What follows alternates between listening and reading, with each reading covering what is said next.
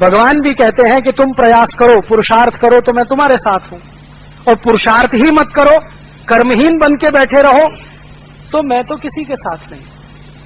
कृष्ण ने अर्जुन को कहा है कि जो पुरुषार्थी हैं उनको मैं प्रेम करता हूं, और जो सिर्फ घंटी बजाते हैं, तिलक चंदन लगाते हैं, उनके पास में कभी फटकता नहीं, क्योंकि वो पुरुषार्थी नहीं।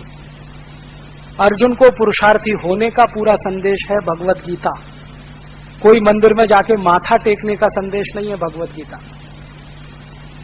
अर्जुन कर्महीन हो रहा है, कमजोर हो रहा है, ताकत कम होती जा रही है, मन में भय बैठ रहा है, क्या करूं, कैसे करूं, ये सब मेरे हैं, प्रियजन है, कैसे लड़ूं। तो कृष्ण ने भगवत गीता सुनाई है, और वो पुरुषार्थी बनने के लिए सुनाई है। रामचंद्र जी की कहानी हम पढ़े, राम की कथा पुरुषार्थी होने की कथा है। पूरा का पूरा उनका जीवन एक ही संदेश देता है, पुरुषार्थी बनो। अगर राम ने ये सोच लिया होता मैं तो अयोध्या से अकेला जा रहा हूं, मेरे साथ तो एक पत्नी है और आधा मेरा भाई है लक्ष्मण, मैं कैसे लड़ूंगा रावण से, तो वो तो निकले ही नहीं होते घर से कभी। हम सब जानते हैं कि राम सेना लेके नहीं निकले थे, राम दास दासियों को लेके नहीं निकले थे, घर से वैभव और संपत्ति लेके नहीं निकले थे, अकेले निकले थे अपनी पत्नी और भाई के साथ। नहीं निकले होते तो राक्षस संस्कृति का ही इस देश में बोलबाला होता, बाकी तो कुछ होता नहीं इस देश में। लेकिन निकल पड़े, वो निकल पड़े तो भील, कोल, किन्नर, नर सब उनके पीछे लाखों की संख्या में खड़े हो गए और रावण जैसे शक्तिशाली राजा को परास्त कर दिया। तो दुनिया में कोई भी आदमी कोई काम करता है तो अकेला ही निकलता है। तो आप ये मत सोचिए कि मैं अकेला हूं, मैं क्या कर सकता हूं। अकेला आदमी तो बहुत कुछ करता है, संकल्प होना चाहिए। तो मुझे लगता है कि आजादी के स्वदेशी आंदोलन के 100वें वर्ष पर, वंदे मातरम आंदोलन के शताब्दी वर्ष पर कुछ तो संकल्प करें अपने मन में, और इतना ही संकल्प करें कि हम भारत को भारतीयता की तरफ ले जाने के लिए जीवन भर प्रयास करेंगे। सफल हो या ना हो ये दूसरी बात है, प्रयास हम करेंगे। क्योंकि कृष्ण ने हमें कहा है कि तुम चिंता मत करो, फल की चिंता तुम करने के अधिकारी नहीं हो, तुम काम करो, प्रयास करो, फल मिले ना मिले, मा फलेषु कदाचन।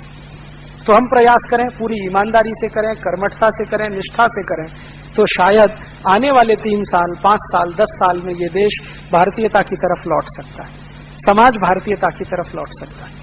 और नहीं करेंगे तो जो पीढ़ी जवान हो रही है ना, ये आपकी आंखों के सामने ही इस देश को खड्डे में ले जाके डालने वाली है, आपके देखते देखते। क्योंकि ये जो नई पीढ़ी आ रही है ना, इसको भारतीयता का संस्कार तो मिल नहीं पा रहा है, क्योंकि कॉन्वेंट में पढ़कर निकल रही है, तो संस्कार तो यूरोपियन है, तो वो भारत को तो पहचानते भी नहीं है, जानते भी नहीं है। अगर जानते और पहचानते होते तो अपने दादाजी को पूछते, would you be my Valentine. वो तो ये कहते कि भाई हम तो रक्षाबंधन मनाएंगे हमारे कॉलेज में, हम ये वैलेंटाइन डे नहीं मनाएंगे। अगर जानते बूझते समझते तो, अगर हमारी युवा पीढ़ी जानती बूझती समझती तो अब कॉलेजेस में फैशन परेड होने लगी है, यूनिवर्सिटीज में फैशन परेड होने लगी है, ये होता क्या? हमने अपने बच्चों को उन फैशन परेडों में पहले से ही शामिल करने का तय कर लिया है। छोटे छोटे नर्सरी स्कूलों में फैशन परेड होने लगी। यूरोप में शरीर का आनंद ही सब कुछ है, इसलिए शरीर और यौनिकता के आसपास सब कुछ घूमता है वहां पर। भारत में शरीर का आनंद कुछ भी नहीं है। तो हम तय करें जाना किधर है, और ये मेरे लिए और आप सबके लिए बहुत सही समय है कि अब हम देश के बारे में चिंतन करें। चिंता कम करें, चिंतन ज्यादा करें। ज्यादा लोग चिंता से ग्रसित हैं, हाय क्या होगा, हाय क्या होगा। चिंता छोड़िए, चिंतन करिए, रास्ते निकलेंगे उसमें। तो आज भारत और यूरोप का चिंतन मैंने आपके बीच में इसलिए रखा कि हम तय करें हमें जाना किधर है। अगर हम भारत और भारतीयता की तरफ जाना चाहते हैं तो ये मान लें कि हर देश की सभ्यता उसकी भौगोलिक परिस्थिति के हिसाब से तय होती है। भारत एक गर्म देश है या समशीतोष्ण जलवायु का देश है, तो यहाँ की सभ्यता में हर वो चीज होगी जो प्रकृति से संबंधित है।